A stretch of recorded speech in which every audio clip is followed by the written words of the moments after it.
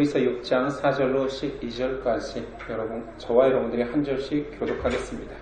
6장 4절입니다. 한번 빛을 받고 하늘의 은사를 맛보고 성령에 참여한 바 되고 타락한 자들은 다시 새롭게 하여 회개하게 할 수 없나니 이는 그들이 하나님의 아들을 다시 십자가에 못 박아 드러내놓고 욕되게 함이라. 자기 주위에 자신의 죄를 취하여 다른 자들이 그에게 합당한 채소를 내면 하나님께 복을 받고 만일 가시와 엉겅퀴를 내면 버림을 당하고 저주함에 가까워 그 마지막은 불사람이 되리라.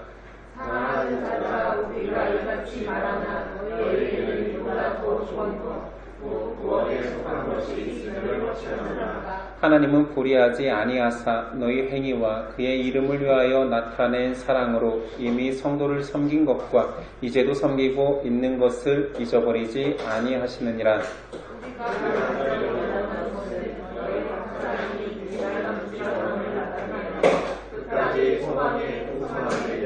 함께 읽습니다. 게으르지 아니하고 믿음과 오래 참음으로 말미암아 약속들을 기업으로 받는 자들을 본받는 자 되게 하려는 것이니라.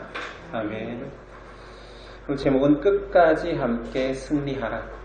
지난 시간 완전한 대로 나아가기를 권면하는 저자는 오늘 그 이유를 밝히고 있습니다. 신앙에서 완전함을 추구하지 않을 때 배교의 위험이 있다는 것이죠. 오늘 말씀 배교에 대한 심판의 경고와 믿음의 인내를 권고하고 있습니다. 배교는 초보적 신앙에 머물러서 흔들리는 자들이 빠지기 쉬운 가장 치명적인 죄입니다. 하나님은 자신의 백성에게 이미 충분히 은혜로 극복할 수 있는 힘을 주셨습니다. 오늘 말씀 4, 5절이 그런 내용들이죠. 한번 빛을 받고 하늘의 은사를 맛보고 성령에 참여한 바 되고 하나님의 선한 말씀과 내세의 능력을 맛보다. 하나님이 전부 다 허락한 내용입니다. 빛을 받음은 빛으로 오신 그리스도를 허락받았으니 진리를 아는 자, 믿음을 허락받은 자입니다. 많은 믿음의 선배들이 이 빛을 세례로 구체적으로 해석했습니다. 변증가 저스틴이, 크리소스토미, 토마스 아퀴나스 등이 전부 다 세례로, 그러니 이 빛을 받은 자는 이제 신분이 세례로 인하여서 변하였다. 완전히 다른 신분의 은혜를 허락받았다라는 뜻입니다. 두 번째는 하늘의 은사를 맛보다. 동사 맛보다라는 표현 때문에 이 또한 성찬이 아니겠느냐 하는 사람들이 많습니다. 그러나 성경에는 이 맛보다라는 표현을 은혜로 많이 표현합니다. 시편 34편 8절 너희는 여호와의 선하심을 맛보아할지어다. 베드로전서 2장 3절 너희가 주의 인자하심을 맛보았으면 그리하라. 성찬으로 한정 짓기보다는 하나님께서 주신 은혜의 모든 유익들, 감사, 기쁨, 소망, 사랑의 경험으로 보는 것이 낫습니다. 이런 것들도 허락하였고, 세 번째는 성령의 참여함을 받았죠. 우리는 성령으로 인하여서 그리스도를 주라 고백할 수 있고 그리스도를 주라 고백하는 자는 아버지께 나아갈 수 있습니다. 우린 절대자 하나님과 연합될 수 있는 존재가 됨을 허락받았습니다. 네 번째, 하나님의 선한 말씀, 이 좋은 소식으로 말미암아 우리는 인생 가운데 삶의 기준과 방향성과 목표가 생겼습니다. 다섯 번째, 내세의 능력, 하나님 나라 백성으로 살 수 있는 시민권을 얻었다라는 것이요. 그리스도는 죄를 정복하셨습니다. 그의 백성은 하나님의 형상으로 회복되어져서 영원한 하나님 나라에 들어갈 수 있는 입장권을 받은 거지요. 자, 이것들이 성도가 되면 하나님께서 다 주시는 것들입니다. 히브리서 기자가 말하고 싶은 것은 너희에게 가진 것을 먼저 보라. 너희에게 허락되어 있는 것을 보라.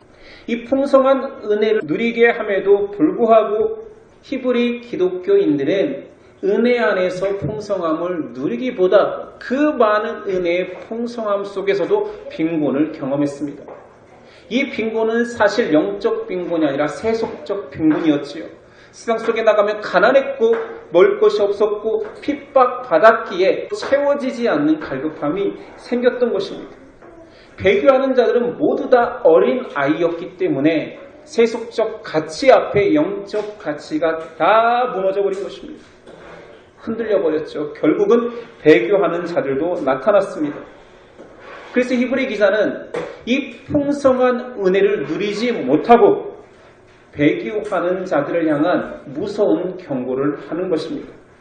4절에 합니다. 한 번 빛을 받고 하늘의 은사를 맛보고 성령에 참여한 바 되고 하나님의 선한 말씀과 내세의 능력을 맛보고도 타락한 자들은 다시 새롭게 하여 회개할 수 없나니 이는 그들이 하나님의 아들을 다시 십자가에 못 박아 드러내놓고 욕되게 함이라. 히브리서 바로 이 6절 말씀이 굉장히 어려운 난해구로 지정되어 있는 말씀입니다. 많은 사람들이 이 말씀 해석하기를 어려워합니다. 자구적으로는 어려운 말이 아닙니다. 문자 그대로 말하면 은혜의 비춤을 받고 하나님께 허락한 은혜 가운데 살다가 타락한 자들은 다시 새롭게 회개할 수 없다. 간단한 내용이지요. 자구적으로는요. 신자가 신자된 후에 배교하면 다시는 회개할 수 없다라는 내용입니다. 이런 내용은 히브리서 안에서 계속 강조됩니다. 10장 26절이에요. 우리가 진리를 아는 지식을 받은 후 짐짓 죄를 범한 즉 다시 속죄하는 제사가 없고 오직 무서운 마음으로 심판을 기다리는 것과 대적하는 자를 태울 맹렬한 불만 있느니라. 12장 16절 이하에도 음행하는 자와 혹 한 그릇 음식을 위하여 장자의 명분을 판 에서와 같이 망령된 자가 없도록 살피라. 너희가 아는 바와 같이 그가 그 후에 축복을 받으려고 눈물을 흘리며 구하되 버림바가 되어 회개할 기회를 얻지 못하였느니라. 모두 다 요지는 한번 은혜 가운데로 들어왔다가 배교하면 떠나면 다시 회개할 수 없다라는 말입니다. 이 말씀 자체에 해석을 놓고 굉장히 많은 의견들이 존재하죠. 또한 이 말씀을 이렇게 자구적으로 해석해서 생긴 문제 때문에 그 당시에도 이런 문제점을 야기했으니 은혜 가운데로 들어왔다 구체적인 행함으로는 세례잖아요. 그래서 세례받고 나중에 배교하게 되면 다시는 은혜 가운데로 다시 돌아올 수 없다라는 생각이 차라리 세례를 받지 않고 신앙생활 하다가 죽기 직전에 세례받고 죽자. 세례를 미루는 사람들이 등장했습니다. 이 말씀이 근거해서 무서워서 그런 거예요. 반대로 극단적으로 배교하느니 죽자. 순교 지향적이 되는 거예요. 순교는 여러 가지 상황 속에서 하나님이 허락한 은사입니다. 은혜지요. 더 큰 은혜예요. 아무나 허락받은 게 아닌데 차라리 배교하느니 이 신앙을 떠나느니 죽자. 그래야 하나님 나라를 허락받을 거 아니냐 이런 극단적인 상황까지 흐르게 되었습니다. 심지어 히브리서가 정경으로 채택될 당시에 하나님이 누군가를 택한 것은 하나님의 절대성 속에서 절대 변치 않는 건데 그거 하나님의 예정 아닙니까? 그리고 하나님의 견인에 의해서 하나님 나라까지 당연히 들어갈 자들이 택함 받는 건데 이것은 뭐 하나님이 택했는데 그가 배교함으로 인하여서 하나님을 떠나는 자가 등장한다고 이게 뭐지? 이것은 성경 전체에 하나님의 절대성의 문제를 일으켜 그래서 정경에서 제외시키려고까지 했습니다. 그래서 우리가 오늘 굉장히 어려운 부분이지만 하나님의 절대성을 훼손하는 본문인지 우리가 잘 살펴봐야 되죠. 하나님의 선택 속에는 그의 선택뿐만 아니라 끝까지 인도하시는 성도의 견인, 개혁 후의 중요한 교리가 계속 등장하는 거지. 창세전부터 하나님께서 자기 백성은 예정되었고 선택된 자들을 타락에서 건져내어 영원한 나라까지 인도하신다라고 말하고 있습니다. 이걸 성도의 견인이라고 하는데 이건 성경에서 너무 많이 증거하고 있습니다. 요한복음 6장 39절 나를 보내신 이의 뜻은 내게 주신 자 중에 내가 하나도 잃어버리지 아니하고 마지막 날에 다시 살리는 이것이니라. 요한복음 10장 28절이야. 내가 그들에게 영생을 주노니 영원히 멸망하지 아니할 것이요 또 그들은 내 손에서 빼앗을 자가 없느니라. 그들을 내게 주신 내 아버지는 만물보다 크심에 아무도 아버지의 손에서 빼앗을 수 없느니라. 요한일서 5장 18절 하나님께로부터 난 자는 다 범죄하지 아니하는 줄을 우리가 아노라. 하나님께로부터 나신 자가 그를 지키심에 악한 자가 그를 만지지도 못하느니라. 완벽한 성도의 견인을 말하고 있지요. 이 성도의 견인을 완성시킨 구원의 여정의 3단계 칭의 성화 영화까지를 정확히 규정한 것이 로마서 8장입니다. 30절이야. 또 미리 정하신 그들을 또한 부르시고 부르신 그들을 또한 의롭다 하시고 의롭다 하신 그들을 또한 영화롭게 하셨느니라. 35절 누가 우리를 그리스도의 사랑에서 끊으리요 환난이나 공고나 박해나 기근이나 적신이나 위험이나 칼이랴. 38절이야. 내가 확신하노니 사망이나 생명이나 천사들이나 권세자들이나 현재일이나 장래일이나 능력이나 높음이나 기쁨이나 다른 어떤 피조물이라도 우리를 우리 주 그리스도 예수 안에 있는 하나님의 사랑에서 끊을 수 없느니라. 완벽히 성경에서 증언하고 있는 부분입니다. 자, 그 오늘 히브리서 말씀이 틀린 것입니까? 성경의 다른 부분은 신앙에서 나보자들이 등장함을 이야기합니다. 구약에서는 이사야서 5장 기름진 땅을 하나님께서 만드시고 극상품 포도를 이식하시고 농부가 정성껏 가꾸었지만 결과물이 들포도였다. 포도원을 없애겠다. 이런 표현이 나오지. 6절 내가 그것을 황폐하게 하리니 다시는 가지를 자름이나 돋우지 못하여 찔레와 가시가 날 것이며 내가 또 구름에게 명하여 그 위에 비를 내리지 못하게 하리라 하였으니 포도원 가운데 택함 받아 극상품 포도를 심었으나 가꾸어주고 가지쳐주고 복도와줬으나 비도 내려줬으나 들포도가 맺어서 그 포도원을 없애버리겠다. 요한복음 15장 그리스도께서 나는 참 포도나무요 너희는 가지니 그러나 나로부터 떨어져 있는 가지들은 말라 그 마른 가지들을 모아 불사르리라. 마가복음 4장에는 하나님의 말씀인 씨가 여러 땅에 떨어지는데 길가와 돌짝밭에 떨어진 씨들은 기쁨으로 받았으나 환난과 핍박, 세속적 유혹 앞에 열매 맺지 못하는 씨들이 등장합니다.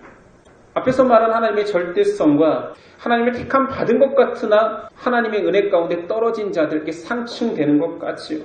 그러나 오늘 히브리서를 포함해서 그 모든 내용들은 글자 의미 그대로 보기보다는 문맥과 상황 속에서 해석되어야 됩니다. 6장 1절에서는 연약한 자들, 그리스도의 도의 초보만 아는 자들이 배교하게 됨을 말하고 있습니다. 예수님께서는 자기 공동체 안에, 특히 교회 안에 알곡과 가라지가 함께 있다라는 표현을 쓰였습니다. 알곡은 하나님이 택하신 자요, 가라지는 결국 뽑혀서 태워질 것입니다. 택함받아 알곡이 된 자들은 하나님의 인도하심, 성도의 견인에 의해서 하나님의 백성이 되는 것이 맞습니다. 이들은 결론적이지만 믿음을 놓칠래야 놓칠 수 없는 자들입니다. 근데 가라지는 사실은 공동체 안에 있고 신앙생활 하는 것 같지만 그 성분 자체는 택함받지 못한 가라지일 뿐인 거죠. 문제는 우리 입장에서 누가 알곡인지 누가 가라지인지 모른다라는 것입니다. 그래서 두 가지 표현들이 등장하는 거예요. 교회 안에 누가 택함받았는지 유기되었는지 모르기에 세상과 교회는 저들은 택함받지 못했고 유기되었고 우린 택함받았고 단순 구분이 가능하지만 혹 세상 속에서도 언젠가는 그들도 택함받을 자들이 있을 거잖아요. 그 구분까지 우리가 할 수는 없다라는 말입니다. 결국은 끝까지 가봐야 그가 알곡인지 가라지인지 알 수 있습니다. 그 정확한 예시를 들 수 있는 사람들이 성경에는 등장합니다. 예수님의 12 제자는 정말 큰 은혜의 택함을 받은 자들이죠. 그러나 그 중에서 한 명은 배신하고 하나님을 떠났지요. 초대교회 당시 우리가 지금 큐티하고 있는 그 본문 속에서 큰 대가 지불을 했던 부부 아나니아와 삽비라, 그 공동체 안에서 큰 헌신한 자들 맞잖아요. 그러나 그들은 가라지였습니다. 저주받고 죽었습니다. 초대교회에는 이를 분선하기 위해서 7 집사를 세웠습니다. 스빌부니 디가노인가요? 요한계시록 2장에 보면 니골라 당이 나옵니다. 2단 니골라 당을 경계하는 내용이 나오지. 물론 이거는 해석상의 차이는 있습니다. 그러나 많은 신학자들이 7 집사였던 니골라가 2단으로 빠져 니골라 당을 만들었다라고 이야기합니다. 바울과 함께 동역하였던 대만은 결국 세상으로 떠났습니다. 바울의 여러 편지 속에 문안하는 사람들이 나오는데 그 중에 대마가 있습니다. 디모데후서 4장 10절에는 대마는 이 세상을 사랑하여 나를 버리고 데살로니가로 갔고 믿음의 변절을 말해주고 있습니다.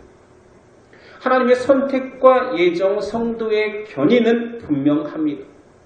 근데 우리는 누가 그 하나님의 택한 영원함 속에 들어갈지인지 모르기 때문에 두 가지 양상된 결론을 가지고만 이야기하게 됩니다. 물론 결과론적으로는 쉬운 말이지요. 어떻게 하나님의 비침을 받고 은혜 가운데 들어왔고 하나님의 선택을 받았는데 떠날 수 있습니까? 라고 했을 때 결론만 가지고 얘기했을 때는 그는 이 가운데 택함 받은 자가 아니라 이 가운데로 들어왔지만 가라지였다라고 결론을 쉽게 내리기에는 좀 문제는 있지요. 그러나 성경에서 징언하는 바가 택함 받은 자의 영원한 하나님의 인도와 유기되는 자는 유기된다라는 양상이 나오기에 우린 둘 다 믿어야 됩니다. 그래서 6절에 대한 해석을 모호하게 하는 거예요. 이것은 정확히 택함을 받은 이후에 유기될 수 있다는 것이 아니라 배교라는 상황 속에서 봐야 된다. 그래서 여러 신학자들이 여러 가지 의견들이 첫 번째는 회개할 수 없다라는 말이 아니라 사람으로는 할 수 없지만 하나님은 회개케 하신다. 말이 방구예요. 이거 말장난 같잖아요. 첫 번째 해석은 너무 그렇습니다. 두 번째는 불가능에 가깝지만 불가능하다라는 것은 아니다. 그냥 어렵다는 것이다. 굉장히 회개하기 어렵다. 세 번째는 세례한 후에 배교는 용납할 수 없다. 세례를 마지막에 죽기 전에 받는 결과를 낳는 거예요. 네 번째는 중대한 죄, 이 배교라는 문제에 한해서는 회개할 수 없다. 다섯 번째는 회개할 가능성이 있다라면 목숨값을 내놓아라. 순교만 가능하다. 배교했다고 그럼 가 순교해. 예수 다시 믿으려면. 굉장히 극단적이고 세상적인 것 같아. 이제 절충안이 나왔습니다. 의도적인 배교자에 한해서 회개할 수 없다. 배교라는 게 여러분이 해보시지 않았겠지만 핍박의 시대에 배교 한번 상상해 보십시오. 의도하는 배교자와 의도하지 않는 배교자는 뭔 말입니까? 난 정말 예수님을 끝까지 믿고 싶었는데 가족이 협박당해서 가족을 살리기 위해서 앤더 슈샤코의 침묵과 같은 그 신부의 상황 속에서 성도들을 살리기 위해서 내가 배교하는 척하는 것, 그것이 뭐 의도하지 않은 배교입니까? 저는 그래서 이 난해구인 6절을 이렇게 해석하고 싶습니다. 히브리서 전체의 문맥 속에서 보자라는 거예요. 상황 속에서 보자라는 거예요. 지금 히브리 기독교인들이 배교를 하는 사람들이 늘어나고 있고 흔들리는 사람들이 존재할 때 목회적 관점에서 리더십이라면 어떤 표현을 써야 됩니까? 그래, 지금 뭐 목숨이 경각에 달렸는데 떠났다가 나중에 다시 믿자. 그때 회개하고 돌아와. 이게 말이 될까요? 니네 상황 이해해. 목숨이 귀하잖아. 살고 봐야지. 네 마음 다 아셔. 네가 지금 부인하는 그 상황은 힘들기 때문이고 너무 육체적 고통이 심해서지 네 가족들을 살리기 위함이지 그리스도를 싫어함은 아닐 거야. 그러니 지금 상황만 지나가면 다시 돌아오렴. 이렇게 해야 될까요? 그럼 남아있는 자들이 있겠습니까? 그리스도와 함께 십자가의 길을 따르는 자들이 존재할 수 있겠냐고. 다 타협하겠지. 이 말씀은 그런 경각심 속에서 공동체를 살리고 진리를 보호해낸다라는 입장에서 한 표현입니다. 너희 지금 떠나면 다시 회개할 수 없을 거야. 지금 너희가 떠날 때에는 단순히 공동체를 떠나는 것이 아니라 유대교로 돌아갈 때에는 그리스도가 이단임을 고백해야 되는데, 그리스도가 가짜임을 고백해야 되는데, 그리스도의 십자가 보혈은 아무 의미가 없다라고 이야기해야 되는데, 그러고도 구원받을 수 있겠느냐? 그러고도 다시 돌아올 수 있겠느냐? 저는 이런 표현 같습니다. 히브리서는 회개의 신학을 정립하기 위해서 쓴 글이 아니라니까요. 실제로 상황이 배교하고 그리스도의 진리가 얼마나 귀한지 모르는 초보자들이 넘치는 상황 속에서 그들을 설득하기 위한 거였습니다. 사함받는 죄가 무엇인지, 사함받지 못하는 죄가 무엇인지 내가 신학적으로 정립하겠다. 이런 상황에서 쓴 글이 아닙니다. 구원의 절대성이 무엇인지 내가 가르쳐주겠다. 이런 편안한 상태의 복음을 정립하기 위해서 쓴 글이 아니라 당장 죽어나가는 자들, 배교하는 자들이 넘치는 상황 속에서 이 위기를 극복하기 위해서 쓴 글이기에 한번 구원받은 사람이 절대로 타락하지 않는다. 이런 것들을 강조하기 위해서 쓴 글도 아니고요. 하나님의 택함받은 자들은 다시는 절대로 하나님 예수 그리스도를 부인하는 자리로 갈 수 없다. 이것들을 강조하기 위한 글도 아니었습니다. 배교자는 다시 교회를 드릴 수 없다. 또는 회개하면 다시 드릴 수 있다. 이런 교회의 통치를 위해 쓴 글도 아니었습니다. 그냥 위기의 순간에 본질을 이야기하자. 어차피 그리스도를 부인하면 너희는 멸망이다. 그게 본질 아니냐. 그 본질을 강조하는 표현이라고 봅니다. 결론은 무엇이겠어요? 절대로 그리스도를 떠나거나 배교하지 말라입니다. 배교하면 회개할 수 없어가 결론이 아닌 거지. 자, 이 배교를 가지고 땅의 비유를 들어 설명합니다. 7절이야. 땅이 그 위에 자주 내리는 비를 흡수하여 밭가는 자들이 쓰기에 합당한 채소를 내면 하나님께 복을 받고, 만일 가시와 엉겅퀴를 내면 버림을 당하고 저주함에 가까워 그 마지막은 불사람이 되리라. 하늘은 너희가 충분히 합당한 열매 내기에 비를 충족히 내린다. 합당한 채소를 내면 하나님의 영생이라는 복을 누린다. 그러나 그 은혜의 비를 맞고도 가시나무와 엉겅퀴를 낼 때에는, 합당한 열매를 내지 않을 때에는 불사름이 되리라. 의도적인 타락이냐 아니냐, 배도의 의도성이 있느냐 없느냐, 그의 부인이 완벽한 부인이냐 아니냐에 관심이 있는 것이 아니라 지금 가지고 있는 그 믿음의 확실성과 끝까지 그 믿음을 지키자라는 권면인 것입니다. 리더의 관점에서, 지도자의 관점에서, 목회적 관점에서 배교는 용납할 수 없는 상황입니다. 교회는 단호한 태도를 취할 수밖에 없습니다. 그래서 6절, 이는 그들이 하나님의 아들을 다시 십자가에 못 박아 드러내놓고 욕되게 합니다. 너희가 배교하는 것은 그리스도를 다시 십자가에 못 박는 일이야. 그리고 조롱하고 욕하는 일이야. 과격하죠. 8절, 너희의 마지막은 불사름이야. 이렇게 우리가 상황을 좀 떠올려 봅시다. 배교라는 상황이 교회를 배신하거나 성도를 배신하는 일들이 있을 수 있습니다. 우린 연약한 사람이니까. 근데 그것이 단순히 이익이나 이권이 달린 문제 속에서의 배교, 교회가 건강한 상태 속에서 그 사람 하나 빠져나가고 그 사람이 흔들림으로 인해 세상으로 돌아가는 그런 배교는 제가 보기엔 이 히브리서 강조하는 그 배교가 아니에요. 그건 그냥 욕심의 죄예요. 얼마든지 다시 돌아올 수 있습니다. 욕심 따라갔다가 욕심이 의미 없음을 알면, 깨달으면 그리스도의 사랑으로 다시 돌아올 수 있죠. 지금의 배교 상황은 죽고 사는 문제, 공동체, 교회의 운명이 달린 상황이라니까요. 그러니까 전쟁 시의 배신입니다. 전시의 배신은 죽고 사는 문제잖아요.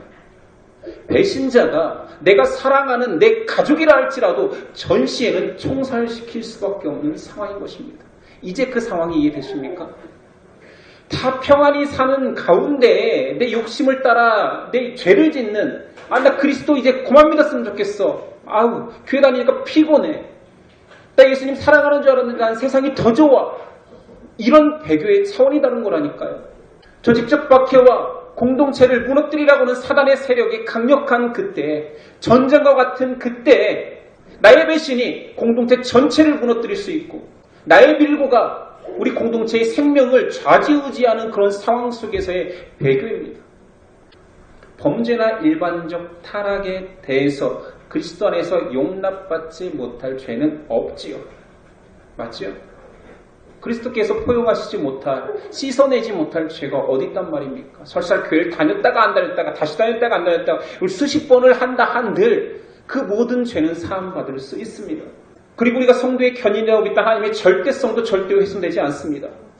하나님은 그의 택한 자를 마지막 날까지 인도하는 게 맞습니다. 그러나 우리는 성도의 견인 가운데 들어온 자다. 나는 칭의받아. 나는 영원한 하나님의 인도 가운데로 영화까지 하나님께서 다 하신다라고 손 놓고 아무것도 안 하고 여전히 그리스도토의 초보만을 쫓는 자들은 안타깝지만 그는 알곡이 아니라 쭉정이가 될 수도 있습니다. 하나님이 틀린 것이 아니라 그가 착각하는 거지요. 지금 우리가 모두 다 신앙을 하고 있습니다. 히브리 기자는 극단적 상황 속에서 이야기했지만 우린 지금 극단을 살지 않고 있지요. 그러나 다른 의미에서의 극단을 우린 살고 있지 않나요? 그리스도의 진리가 종교의 하나로 치부되는 극단의 상황.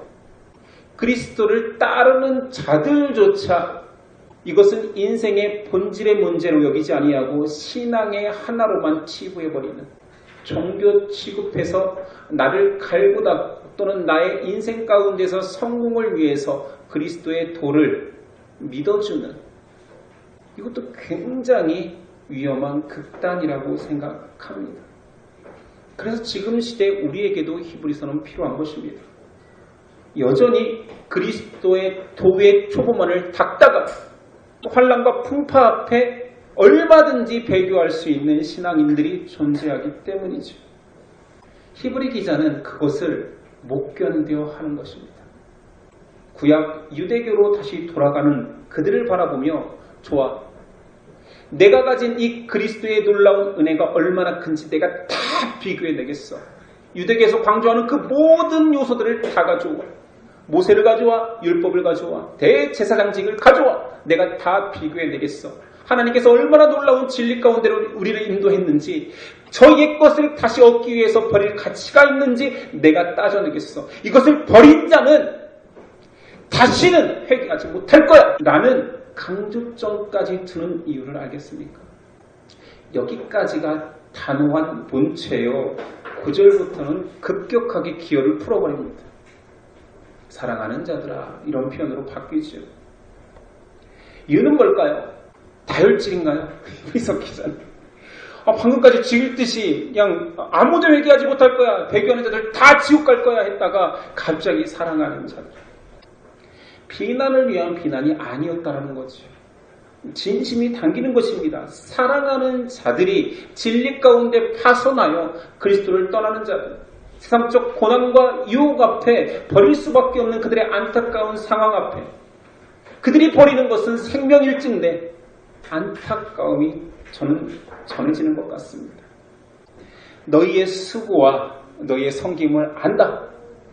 히브리서 기자가 요즘 세상에 목회했으면 정말 목회를 잘하셨을 것 같아요. 어떻게 이럴 수 있지? 방금 혼내놓고 마지막에 사랑하는 형제자매 여러분, 제 화냄, 제 분노는 여러분이 잘못했가해서 죽을 수밖에 없는 그런 상황이 힘들어서 하는 말입니다. 여러분의 섬김과 헌신은 다 압니다. 여러분들이 얼마나 신앙생활 잘하는 착한 성도인지 잘 압니다. 여전히 다 귀한 자들이, 아마 배교한 자들도 안타까울 뿐이지 사랑스럽고 그들 위해 충고하는 마음은 계속 있을 수도 있어요. 있겠지요. 그 귀한 자들이, 정말 사랑하는 자들이 마지막 날 하나님의 심판대 앞에 섰을 때 그들이 저주를 받아 심판을 받는다라면 마음이 어떨까요? 저는 이 심정으로 앞 구절을 썼다라고 생각합니다. 슬픈 거예요. 두려운 거예요. 내가 사랑하는 이들이 나와 같이 고난받고 나와 같이 신앙하고 나와 같이 그리스도를 찬양했던 자들 중에 하나님의 백성에서 누락될까봐 두려운 거예요. 그러니 단호할 수밖에 없습니다. 지금 히브리서의 기자의 심정은 내 가족이 살고 있는 성을 지키는 파수꾼 같아요. 그러니 단호한 외침이 나오는 것입니다. 11절이요. 우리가 간절히 원하는 것은 너희 각 사람이 동일한 부지런함을 나타내어 끝까지 소망의 풍성함에 이르러 게으르지 아니하고 믿음과 오래 참음으로 말미암아 약속들을 기업으로 받은 자들을 본받는 자 되게 하려는 것입니다. 아비와 어미가 한 자녀 한 자녀를 향한 염려를 담은 것 같습니다. 진리에 제발 항상 부지런해 타오. 진리를 게으르면 죽는다. 생사가 달린 문제에 대해 사랑하는 사람에게 유언과 같은 심정으로 말하는 것입니다. 소망의 풍성함을 지니고 있어라. 아무리 괴로운 세상이라도 하나님은 너에게 소망의 풍성함을 허락하셨다. 그것을 더욱 묵상해라. 더욱더 알아가자. 믿음과 오래 참음으로 우리에게 허락될 기업, 영광을 붙들자. 주변에 믿음을 귀하게 간직하고 귀하게 키워나가는 자들을 본받으라. 여러분, 이 간절함을 아시겠습니까? 이 애절하고 다급한 마음을 아시겠습니까? 목회자로 살며 좋은 점은 이런 목회적 관점에서 쓴 글들의 체감 능력은 여러분들보다 높다는 거죠. 그것은 분명할 것입니다. 내가 더 큰 믿음을 가졌다 이런 느낌이 아니라 제 상황이 말씀 가운데로 가서 들어가 묵상하기 좋은 상황이라는 거죠.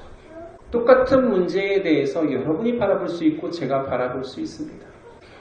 배교하는 자들이 원수고 미워서도 아니고 그 배교의 상황에서 떠나가는 사람들을 붙들고 매달릴 때에 제발 가지 마라 다오, 이건 성도들의 입장이라면 리더 입장은 떠나면 죽어.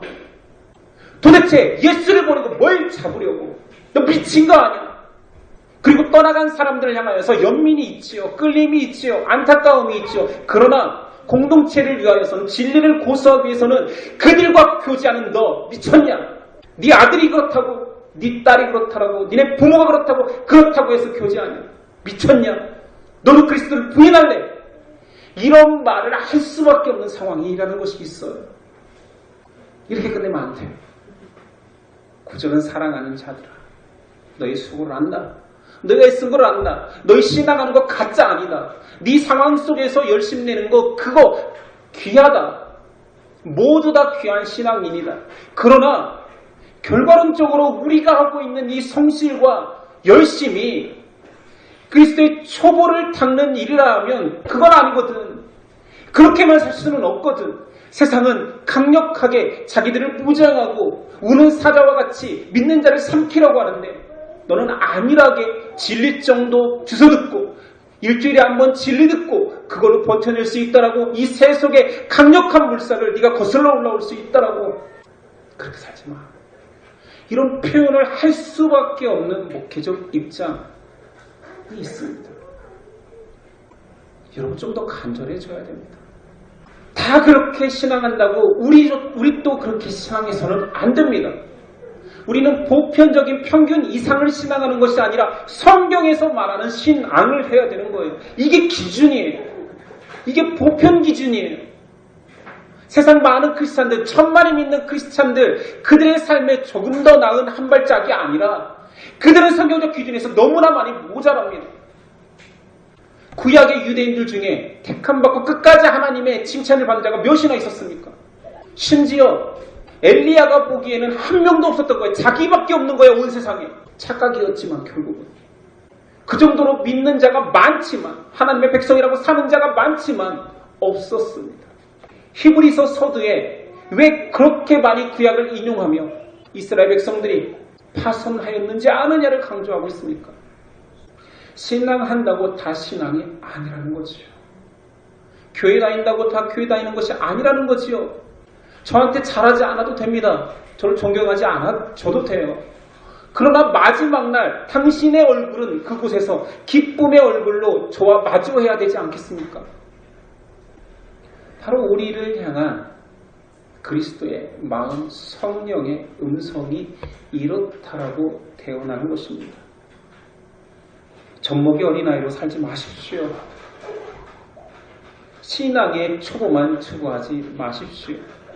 신앙의 더 높은 곳을 향하여 걸어가십시오. 마음만 두지 마십시오. 내일부터 걸으십시오. 하나님은 우리가 어떤 상황에 처해도 우리가 애를 쓰고 우리가 진을 짜서 걷는 것이 아니라, 오르는 것이 아니라 풍성하게 넘치는 은혜를 주셨습니다. 그것을 알아 묵상하고 나누며 그 풍성함을 가지고 하나님 앞에 나아갑시다. 하나님은 우리를 향한 놀라운 계획과 사랑을 절대 멈추지 않으십니다. 기도하겠습니다. 주님, 우리는 히브리서가 쓰이는 당시에 환난을 살고 있지 않습니다. 예수님을 부인하지 않으면 먹을 것이 없고 조롱받고 심지어 핍박받아 죽기까지 하는 상황은 아닙니다. 그러나 우리는 스스로 진리의 초보 정도로도 괜찮은 상황을 만들어가고 있지 않습니까? 이 정도만 신앙해도 결국 마지막에는 세상에서도 잘 살았다, 그리고 천국도 간다라는 아니라는 신앙을 만들고 있지는 않습니까? 우리는 그리스도를 사랑한다 하면서 여전히 세상에 관심을 갖고 세속적 가치로 살며 그리스도를 다시 십자가에 못 박는 불의한 모습은 아닙니까? 하나님 보시기에 금쪽과 같은 다 하나님의 백성입니다. 이들이 하는 섬김과 사랑은 진짜입니다. 다 귀합니다. 그러나 마지막 날 심판대 앞에서 낙오될까 두려운 마음은 있습니다.